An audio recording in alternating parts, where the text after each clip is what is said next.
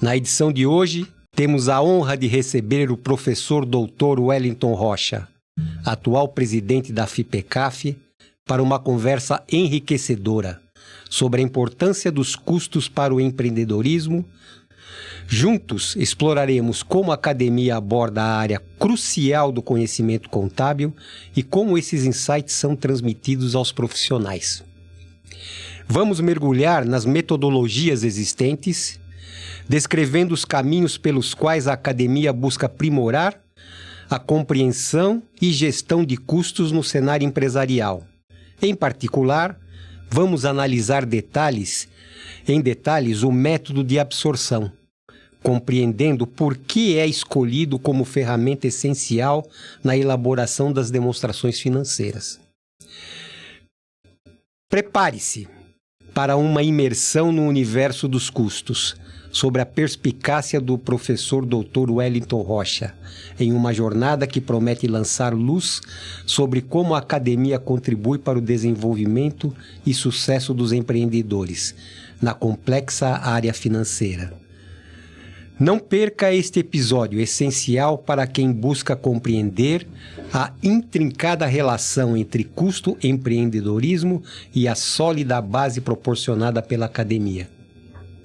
Eu, Benedito Davi, o Benê, dou boas-vindas ao professor Dr. Wellington Rocha, atual presidente da FIPECAF, para participar conosco de mais um episódio do podcast Unisescom no Ar. Caro Wellington, fale um pouco da sua formação, experiência acadêmica e como a jornada te direcionou para a academia e para as questões relacionadas aos custos. Caríssimo Benê, antes de mais nada, é uma satisfação enorme, um privilégio, uma alegria, uma felicidade para mim estar aqui, ter sido convidado por você, meu colega de tantas décadas, de algumas décadas.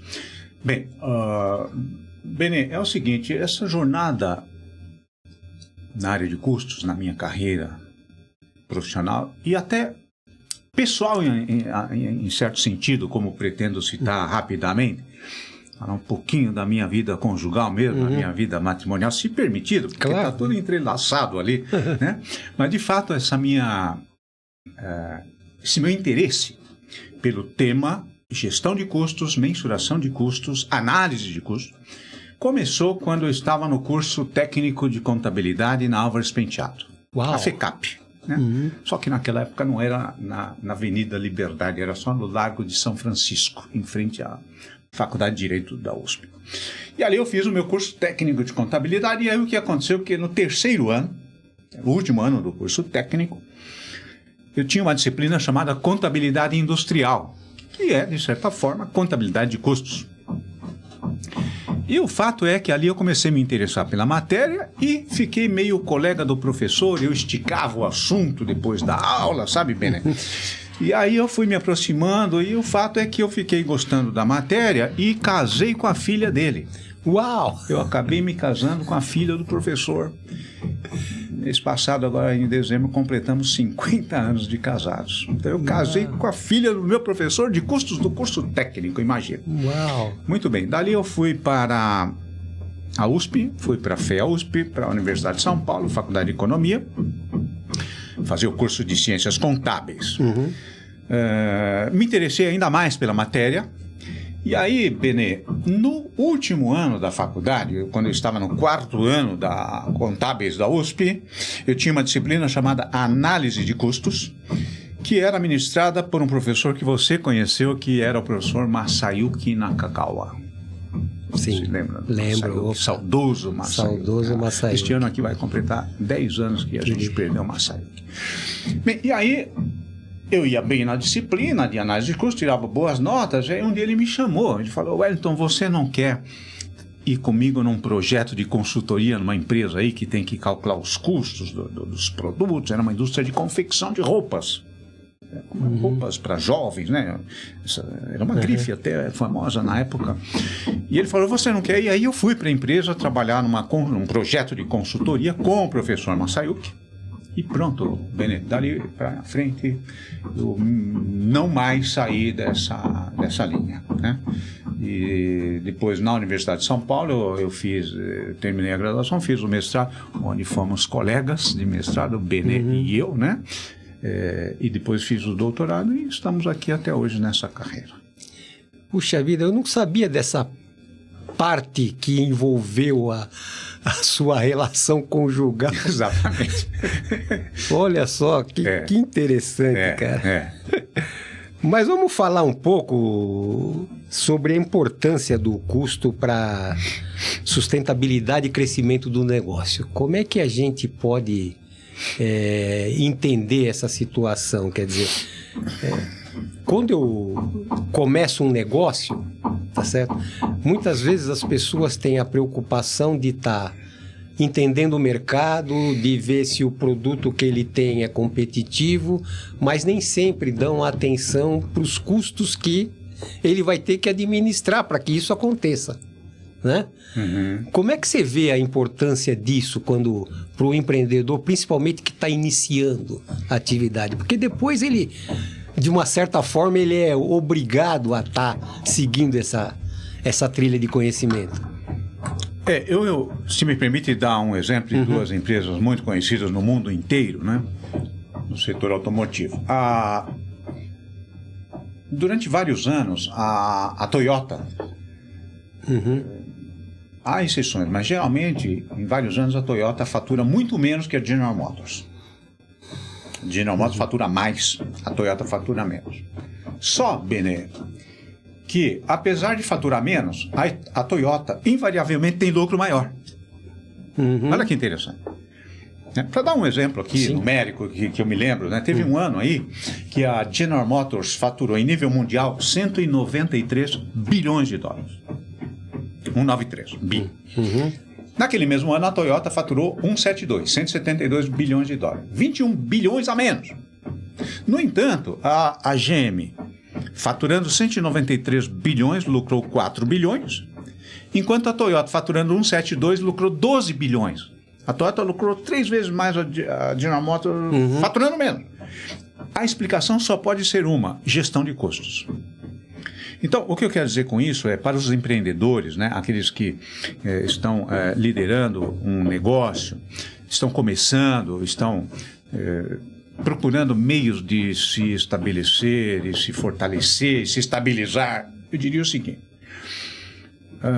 faturar é importante? Claro que é importante, ninguém pode negar isso, e em geral é o que o empreendedor mais quer, é vender. E tem que vender mesmo, tem que faturar. Porém, de nada adianta faturar se você não controlar os custos para garantir o seu lucro.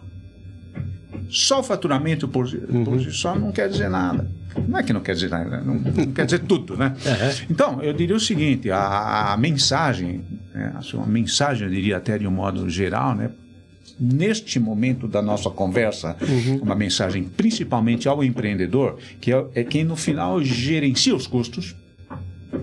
A gestão de custos realmente é fundamental. Não adianta só vender, faturar. Nós temos inúmeros casos. Vou dar até, se me permite, mais um exemplo nominal, e agora brasileiro, uma empresa que todo mundo conhece, que é a empresa brasileira de Correios e Telégrafos. Até alguns anos atrás, os Correios tinham uma filosofia, uma linha de ação, onde prevalecia a visão do marketing para vender e faturar com dezenas, centenas de serviços diferentes nos Correios, sem que houvesse uma atenção adequada aos custos. Eu estou falando de uma empresa, todos nós conhecemos essa empresa.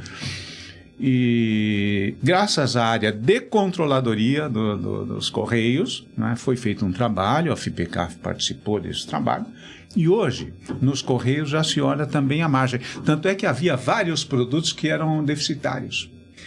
Ou seja, em resumo, né, Benê, o que importa é o resultado, no fim das contas. Não é só a venda em si. É verdade. Tanto eu estou agora aqui, enquanto você fala, eu estou lembrando de algumas situações, mas tem, por exemplo, tem muita empresa que na área comercial está vinculando a comissão do vendedor ao resultado obtido. Né? Porque o vendedor, ele tem metas para cumprir, né? E ele fazia qualquer negócio para atingir a meta. Não, consegui vender X. Mas só que esse X que eu consegui vender, eu dei não sei quanto de desconto, eu dei não sei o quê, mas eu atingi minha meta. O importante é que eu atingi minha meta. Mas e o resultado? Então, você nota que está vendo já uma certa mudança, né? Desse comportamento, porque as empresas vão percebendo que não adianta colocar só a meta de receita. E se me permite mais uma vez dar exemplos, eu vou, na medida que vou lembrando... Isso ilustra demais, da vida favor, real. E aqui, se me permite, falando da nossa instituição, a FIPECAF. Na FIPECAF, na área educacional, nós temos metas em 3 dimensões, na área educacional. Nós temos a meta de quantidade de matrículas, receita e margem. Não adianta só a receita, tem que ter margem. Claro. Então, é um exemplo do que você está falando, realmente, eu concordo. Que bom. Agora, essa área de conhecimento, tá certo? Que os profissionais, principalmente da contabilidade, precisam ter, ela é originalmente transmitida nos bancos da academia, né? E os cursos de graduação hoje, por exemplo, eles têm, a partir do 2º ano, tem a disciplina lá de contabilidade e de custos, né? Isso. Que ensinam o básico, né? Desse conhecimento que é fundamental para aquele profissional que queira se destacar na profissão. Né? Verdade. E hoje, como é que está isso? Como é que a academia está trabalhando para transmitir esse conhecimento de custo para os alunos que estão lá buscando? Vou dar como exemplo a USP, né, que é a universidade onde eu leciono, além da FIPECAF, claro. Na USP, o curso de Ciências Contábeis tem 3 disciplinas na graduação nessa linha de custos. A primeira disciplina que os alunos encontram logo no início do 2º ano chama-se Contabilidade de Custos. No semestre seguinte, vem uma disciplina chamada Análise de Custos. Seria Custos 2, digamos assim. Né? No caso do livro do Eliseu Martins, que é considerado o mais importante nessa área no Brasil, é como se contabilidade de custos num semestre fosse a primeira parte do livro e a análise de custos é a segunda parte do livro. A primeira, então, é a contabilidade propriamente dita, para avaliar estoque para os balanços, por exemplo, né? Seja para fins societários, tributários, etc. É a primeira parte do livro, contabilidade de custos. E a segunda parte é mais para tomada de decisão, planejamento e controle e gestão de custos. Então, um semestre contabilidade de custos, outro semestre análise de custos para tomada de decisão. Essas 2 disciplinas são obrigatórias para os alunos do curso de Ciências Contábeis. E fora essas 2, tem mais uma opcional, optativa, que se chama Gestão Estratégica de Custos.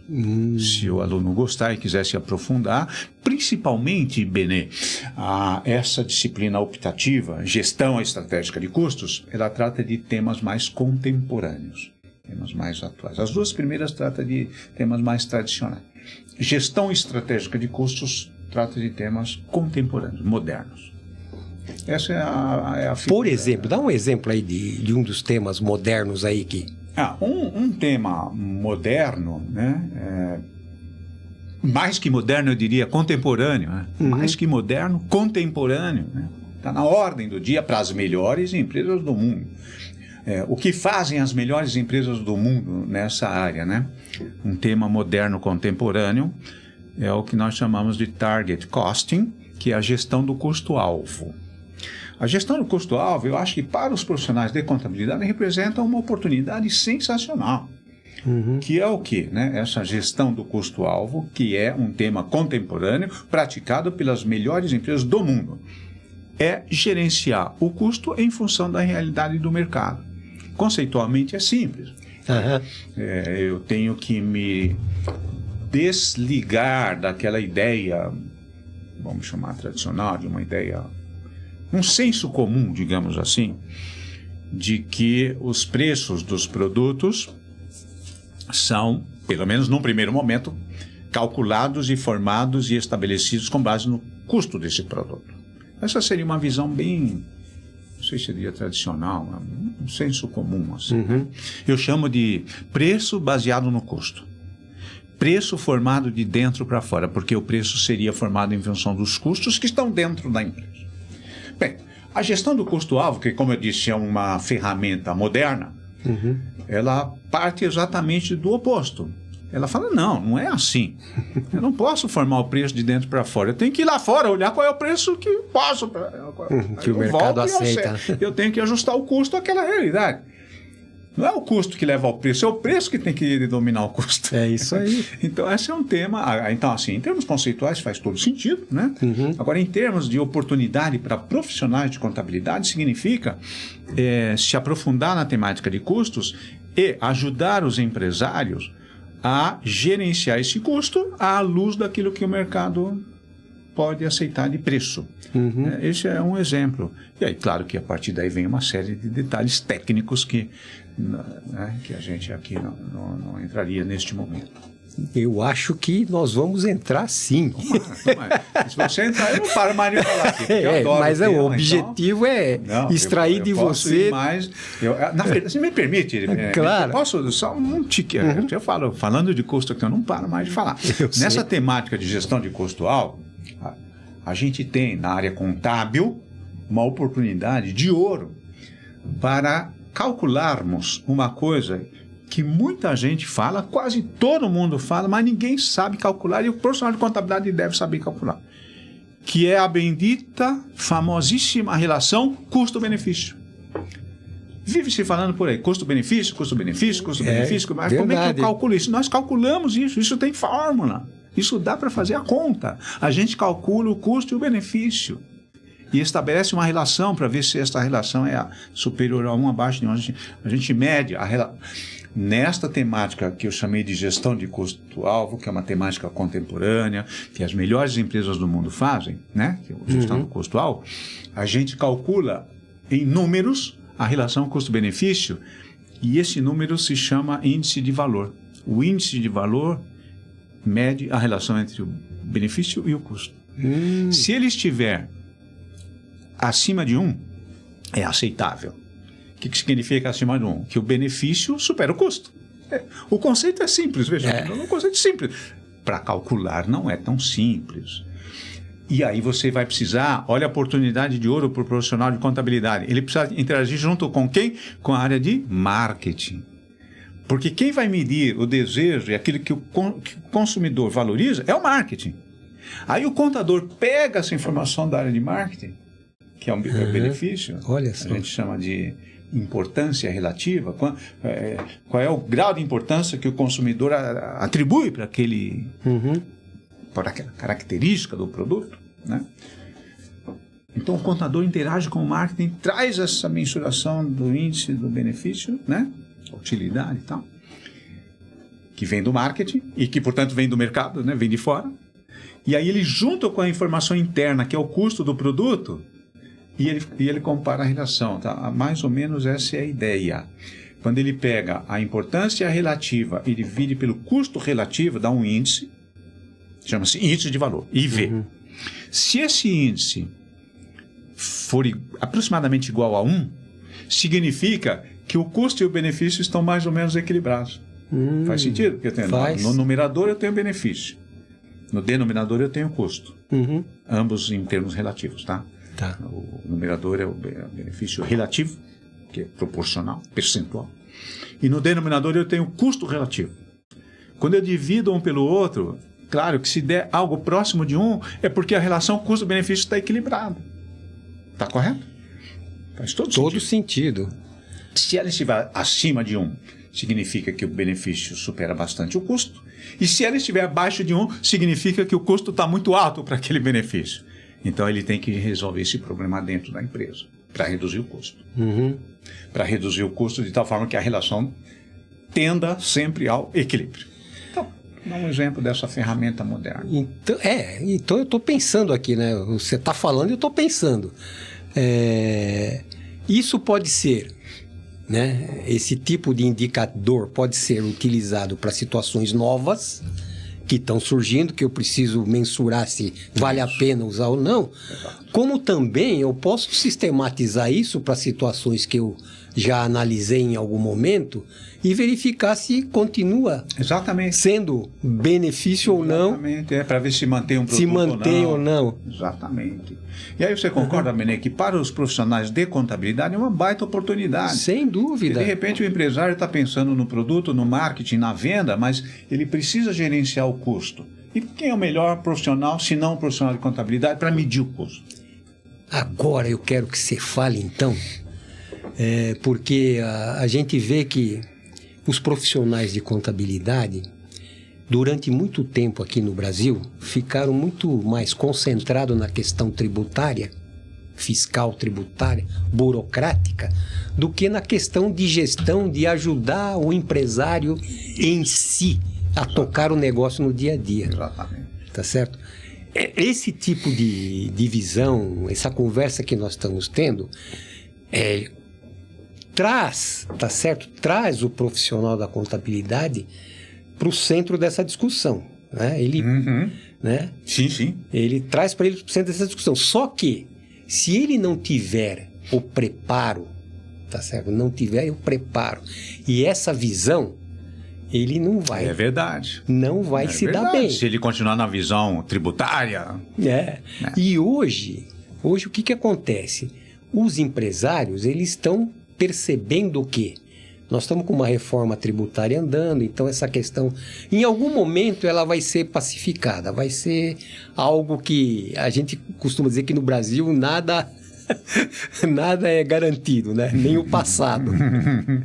Então, mas em algum momento, quer dizer, essa questão que hoje tem o peso relevante no dia a dia dos profissionais da contabilidade, ele vai perder a relevância. Exatamente. E aí vai emergir essa relevância de ajudar, tá certo? De usar efetivamente a ciência contábil como uma ferramenta para ajudar o empreendedorismo. Exatamente. Né? E aí que está o pulo do gato.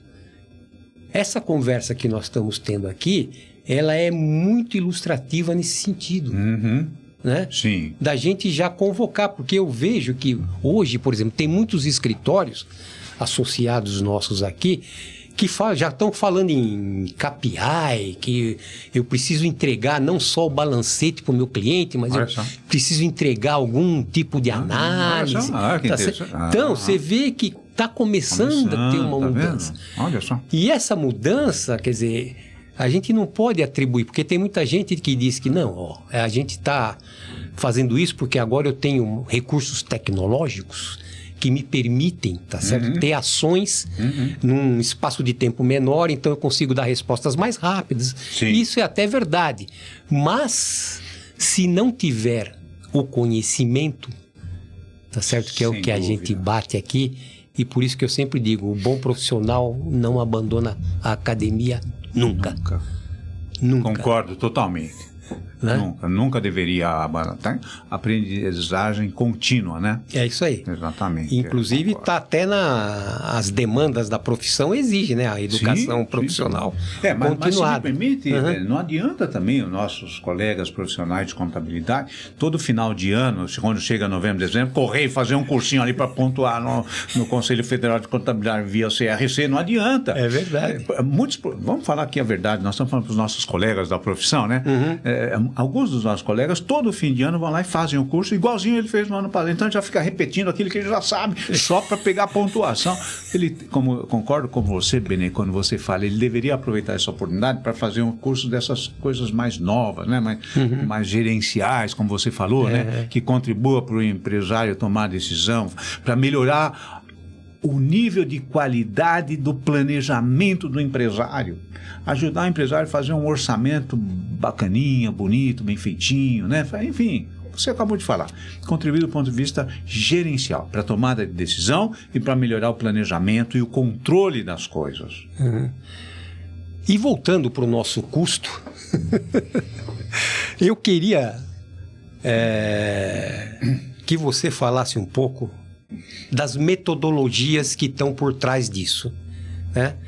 Porque tudo que a gente faz, todo o processo que a gente tem, ele tem uma metodologia por trás, tá certo? E nessa área de gestão de custo, nós temos várias metodologias. Nós temos a do custeio por absorção, que é a que a contabilidade adota como padrão, tá certo? Mas nós temos outras metodologias que enxergam o resultado de uma outra forma, e eu queria que você falasse um pouquinho sobre elas. Tá bom. Obrigado, Bené. Obrigado pela oportunidade. Como você sabe, a gente tem até uma publicação sobre esse tema, né, que trata, um livro que trata só de métodos de calcular custo. Minha autoria com o professor Eliseu Martins, tá?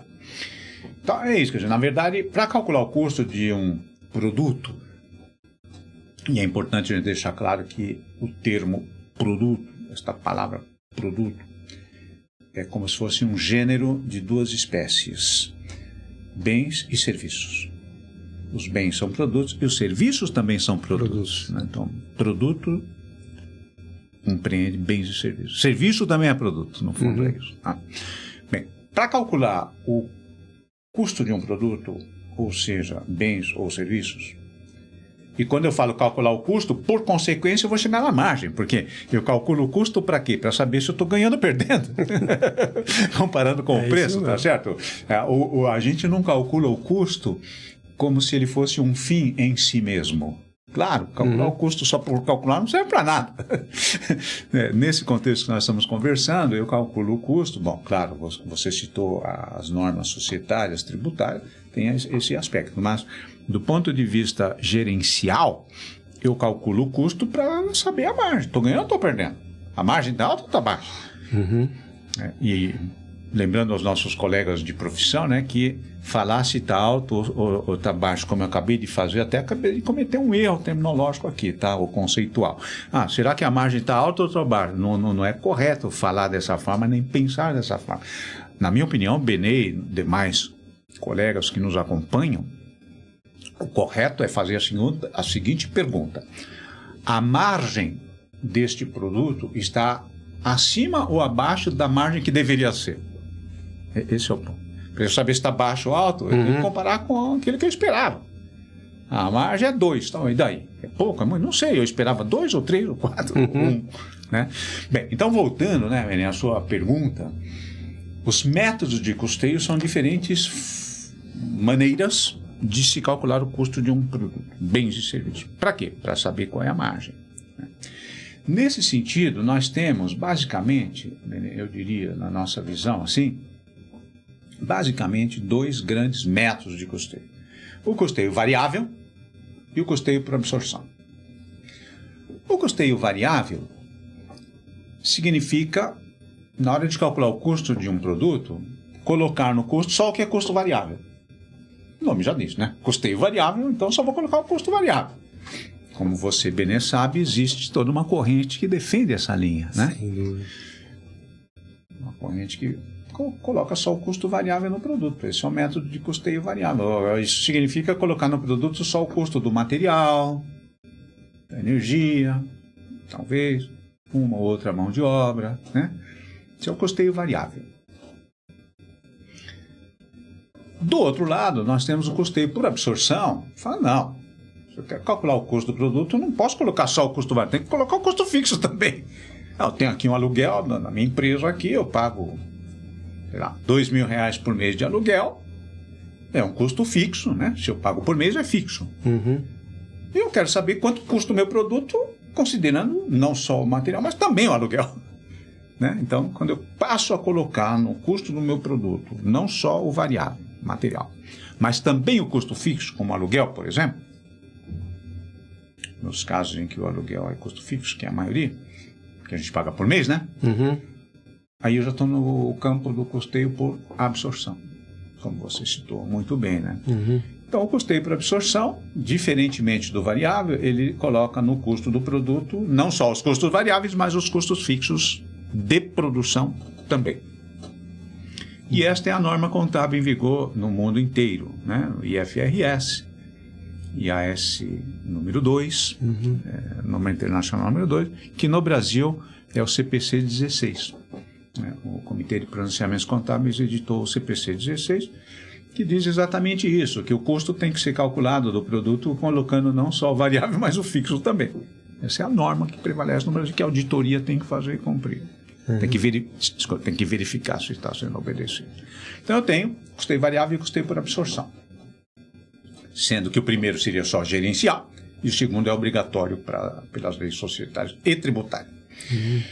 Agora, na minha visão, Benê, o absorção, esse que eu acabei de falar, é a absorção parcial. Por quê? Porque a gente entende que tem também um método de custeio por absorção integral. O que significa, então, custeio por absorção integral? O integral está falando mais ou menos o seguinte. Olha, eu vou calcular o custo do meu produto, eu vou colocar o custo variável, material? Claro, vou colocar. Vou colocar o custo fixo da minha produção, aluguel da fábrica? Sim, vou colocar. Mas peraí, eu também tenho um custo fixo de administração. Eu tenho um pessoal lá cuidando da contabilidade, da tesouraria, quantos a pagar, quantos a receber. Puxa vida, será que eu não poderia computar no custo do meu produto, além do custo fixo de produção, colocar também o custo fixo da administração? Por isso que a gente chama de custo pleno, absorção plena. Porque aí o produto, né, o custo do produto absorve plenamente todos os custos fixos, seja de produção, seja da administração. E nesse particular, a bem da verdade, estaria seguindo os princípios da microeconomia. Na literatura microeconômica não há essa história de custo de produção como tem na contabilidade. Quer dizer, não tem só de produção. A ciência microeconômica considera o custo fixo como um todo na empresa.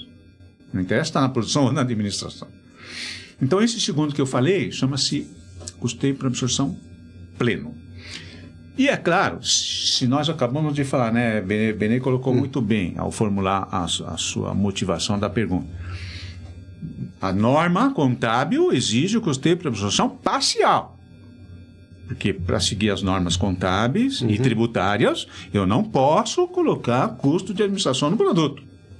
Vamos deixar bem, todos sabemos disso aí, né? Para colocar no estoque, por exemplo, não pode.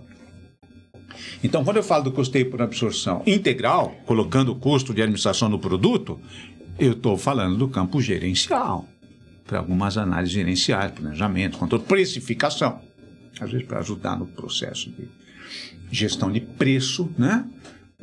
Eu teria, então, o custeio por... Então, em resumo, existe o custeio variável, o custeio por absorção parcial, que é o da lei e da norma contábil, e o custeio por absorção integral que rateia, vamos falar a palavra cá, né? Podemos falar com todas as vezes, rateia, isto é, aloca, isto é, atribui ao custo dos produtos o custo de administração também. E esse, bem, aqui tem uma curiosidade histórica, não sei se poderia entrar. Claro. Tudo bem? Assim, uma curiosidade histórica, né? Esse custeio pleno que eu acabei de falar, que ele serve para fins gerenciais apenas, não para contabilidade auditável. Custeio pleno, né? Isto é, alocar custo de administração ao produto, foi institucionalizado legalmente na Alemanha nazista de 1937, né? Finalzinho da década de 1930 na Alemanha. É claro que trazer o Hitler não seria um bom exemplo por várias razões, né? Mas historicamente, nesse particular, ele exigiu, né, através do seu Ministério da Economia, ele que vinha de uma economia alemã destroçada pela Primeira Guerra Mundial, que a Alemanha perdeu e teve que pagar multas bilionárias para os Estados Unidos, para os vencedores, na Primeira Guerra. E aí, todos sabemos, né, Benê, que em consequência da Primeira Guerra Mundial, no início dos anos 20, a economia alemã descambou para a maior hiperinflação de toda a história da humanidade. E aí, quando Hitler assumiu o poder, em 1933, como chanceler na Alemanha, a população começou a apoiar as medidas, e aí ele começou a controlar, inclusive, a economia com mãos de ferro. E nesse controle da economia com mãos de ferro, ele impôs o quê? O custeio por absorção plena. Então, as empresas eram obrigadas a calcular o custo dos seus produtos numa planilha, não era Excel, não existia Excel na época, era uma planilha à mão, né? Imagina a loucura que era aquilo, hein? Imagina. Tinha que calcular o custo Sim. naquelas planilhas, né? E mandar para o Ministério da Economia lá controlar, porque o Ministério controlava o custo. Olha só, veja, pessoal, na Alemanha da década de 1930, o governo controlava os custos dos produtos, produto por produto. Imagina que loucura que era. O preço de venda, a margem de lucro que a empresa estava. E nesse contexto, o método de custeio por absorção integral era obrigatório. Uhum. Então, essa é a história dos métodos, né? Nesse caso, historicamente, lá da Alemanha, e que vale dizer o seguinte, até hoje, muitas empresas alemãs continuam usando esse método para fins gerenciais. BASF, tantas outras que eu tenho visto por aí.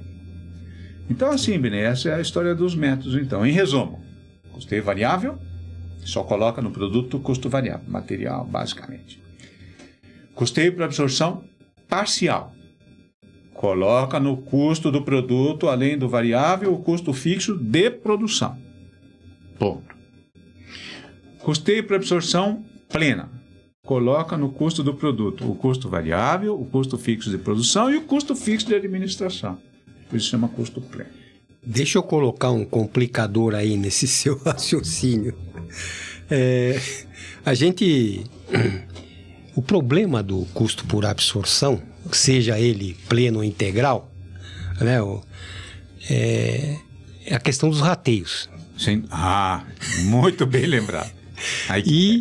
Os critérios, porque você pode ter duas organizações concorrentes similares que têm os mesmos processos de produção, têm a mesma estrutura, mas você pode ter ali o profissional que definiu que o critério para ratear determinado elemento lá que compõe o custo é A, B, C, é em função de volume, em função de horas, tá certo? Então isso cria, tá certo, uma certa polêmica e uma certa disformidade, né, na aplicação das metodologias. Concordo totalmente. O que acontece, né, a minha visão? Primeiro, claro, obviamente que você está corretíssimo quando você coloca que o critério de rateio é o calcanhar de Aquiles do absorção. Uhum. Corretíssimo. E aí eu vejo mais uma oportunidade para os profissionais da nossa área contábil. Perfeito. Certo? É uma baita oportunidade, porque se os critérios de rateio vêm sendo feitos de uma forma desregrada, irracional, arbitrária, por demais subjetiva, tá aí uma oportunidade para o contador chegar aí e melhorar isso aí. Concorda, Benê? Sem dúvida. É uma baita de uma oportunidade. Mas vem cá, por que eu vou ratear um custo de energia proporcional a metro quadrado? Vamos dizer que não tem nada, que não tenha nada, claro que eu não posso afirmar se tem a ver ou não, porque cada situação é singular. Mas, no fundo, né, Benê, nós estamos discutindo que o calcanhar de Aquiles, o ponto fundamental, crucial do custeio por absorção, é uma correta identificação dos direcionadores de custos. Isso sim, eu gosto desse termo. Direcionadores. Isso, direcionadores de custos. Os direcionadores de custos que, ao contrário do que muita gente pensa e muitos autores escrevem, os direcionadores de custos não são característica só do custeio por atividades, do ABC. Uhum. Não. Direcionador de custo é para direcionar custo, em qualquer... O nome já está dizendo. Direcionador. Você vai usar um critério, um parâmetro. O drive, é o famoso drive em inglês. Cost driver, exatamente. É para direcionar. Então, o que acontece? Você tem toda a razão. Agora, os profissionais de contabilidade, na minha opinião, deveriam se atentar muito a isso. Claro que muitos já o fazem, né? Uhum. Mas eu acho que é minoria. Eu acho que ainda o custeio por absorção é muito castigado e criticado exatamente pelo que você falou. Quer dizer, é uma incorreta identificação dos direcionadores de custos. Vamos falar um pouquinho da inovação. Como é que a tecnologia está ajudando ou atrapalhando nesse processo de gestão de custos?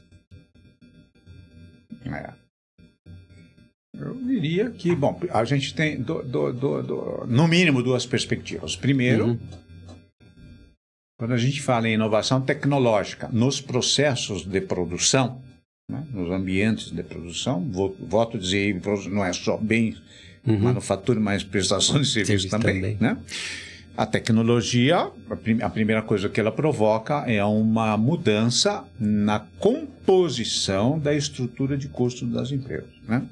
Onde, em geral, inclusive na manufatura... Isso é um bom ponto, não é? Na manufatura, o que acontece? Você começa a ter uma mudança no perfil do custo. Tradicionalmente, vamos dizer assim, num ambiente, numa época, num período de tecnologia básica, lá atrás, o perfil do custo de um produto era mais ou menos o seguinte, um produto manufaturado, né? 50% era material, 35% mão de obra e 15% de custos indiretos. Era mais ou menos isso, né? Com o advento da tecnologia, muda esse perfil. Muda esse perfil. A gente passa a ter mais ou menos o seguinte, material, 40%, 45%. Material não muda muito em termos percentuais. Proporcionalmente, o que muda mais é a composição entre mão de obra direta e custos indiretos. A primeira mão de obra vai caindo e o indireto vai subindo. E aí, Benê, veja que interessante, hein? Com o advento das novas tecnologias, os custos indiretos sobem, porque a mão de obra direta cai, né? Porque os processos são mais automatizados. E aí volta de novo a sua observação na questão anterior. Eu tenho mais custos indiretos, maior é o risco de direcionador errado. Aí a identificação do direcionador fica mais complicada, porque agora tem uma fatia maior de custo indireto para ratear. Então, de novo, valida o que você comentou anteriormente, né?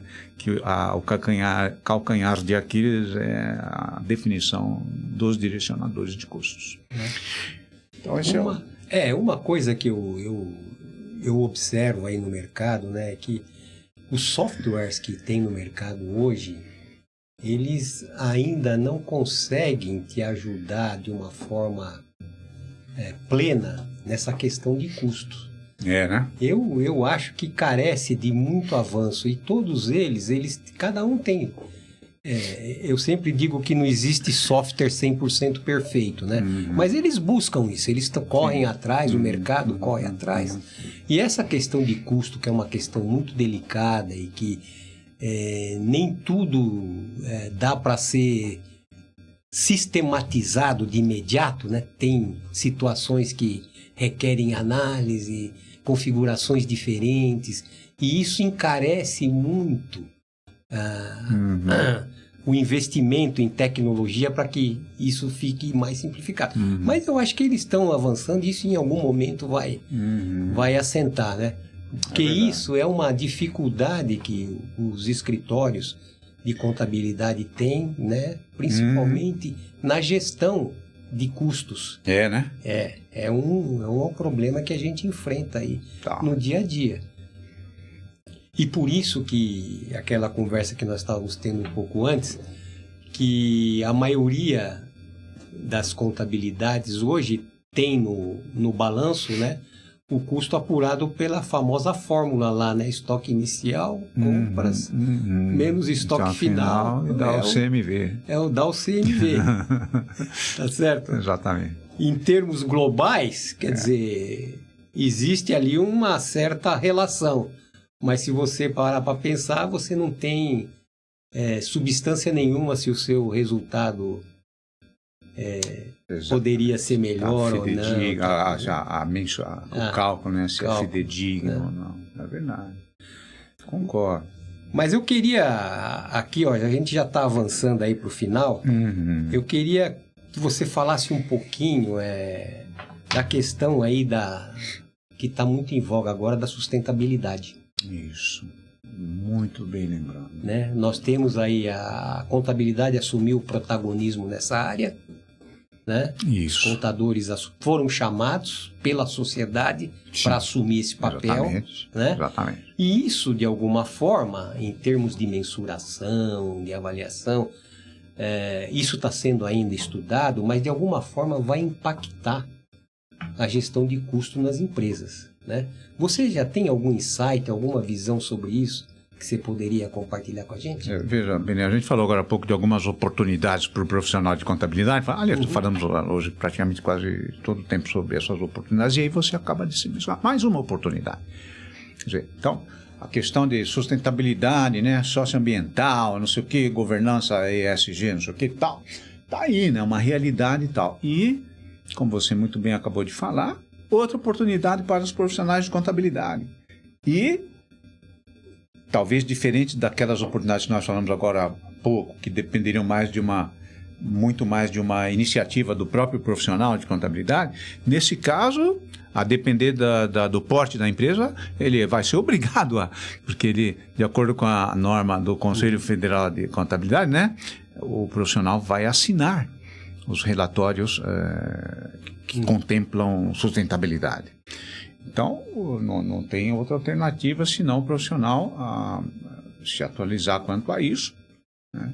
No que se refere a custo, ele vai se deparar também com algumas consequências no ambiente da empresa, né? Como que as questões ambientais impactam, né? Como tratar, por exemplo, os custos ambientais no custo do produto, né? Seja para prevenir, seja para corrigir os acidentes ambientais e assim por diante. Então eu diria para vocês sim, inclusive a FIPECAF está lançando um curso de extensão agora, exatamente para tratar de ESG. E claro que será contemplada também essa responsabilidade dos profissionais de contabilidade, porque, de novo, é uma resolução do CFC, se não me engano. Sim. É isso, né? É. Bom, Wellington, o papo aqui tá, para mim tá, assim, excelente. Eu faço uma imersão nessas conversas, porque envolve a parte técnica, envolve a profissão, envolve uma série de situações, né? Isso. E, infelizmente, o nosso tempo já... Pois é. Está estourando ali. Já está estourando. Então, eu queria te dar o espaço para você fazer suas colocações finais, falar algum tema que eu acabei não te provocando. Fica à vontade. Não, eu queria de novo agradecer pela oportunidade e reiterar, né, para os colegas da profissão contábil, né, sejam os contadores de empresas, sejam os profissionais das empresas prestadores de serviços contábeis, que não deixem de aproveitar essas oportunidades de ouro, para que a sociedade, em algum momento, entenda o valor, que, claro, é inegável, como ainda existe alguma incompreensão sobre a importância desse profissional. Mas, para isso, é como nós falamos aqui hoje, né? O profissional precisa, digamos assim, estar atualizado com esses temas, para que, de novo, a sociedade possa reconhecer o seu valor. Obrigado, Wellington. Então, na conclusão desse episódio esclarecedor do Unisysconduar, ficamos imersos no rico universo de custos e empreendedorismo, guiados pela expertise do professor Dr. Wellington Rocha, presidente da FIPECAF. Ao longo desta jornada, exploramos a representatividade dos custos no cenário empresarial, compreendemos a influência direta desses nas decisões estratégicas e na lucratividade e mergulhamos nas práticas eficientes que impulsionam o crescimento dos negócios. Ao discutir o papel da academia na formação profissional, destacamos a importância não apenas do conhecimento teórico, mas também no desenvolvimento de habilidades práticas. A abordagem acadêmica na compreensão dos custos no ambiente empresarial ressalta a relevância de metodologias como a do custeio por absorção, oferecendo aos futuros profissionais uma base sólida para enfrentar os desafios dinâmicos do mercado. Nos desafios e tendências na gestão de custos, refletimos sobre a diversidade enfrentada pelos empreendedores e exploramos as inovações que moldam o caminho para o sucesso. Em um mundo de constante evolução, a agilidade na tomada de decisões e a adaptação às mudanças emergem como elementos cruciais para prosperar no cenário econômico tecnológico. Esse episódio, repleto de insights valiosos, serve como um guia para os profissionais contábeis e empreendedores que buscam não apenas compreender, mas também dominar a complexa intersecção entre custos e empreendedorismo. Agradecemos ao professor Dr. Wellington Rocha por compartilhar sua sabedoria conosco e aos ouvintes por estarem nesta conversa enriquecedora. Continuem conosco no Unisescom no Ar, onde exploramos as fronteiras do conhecimento contábil e empresarial. Até o próximo episódio.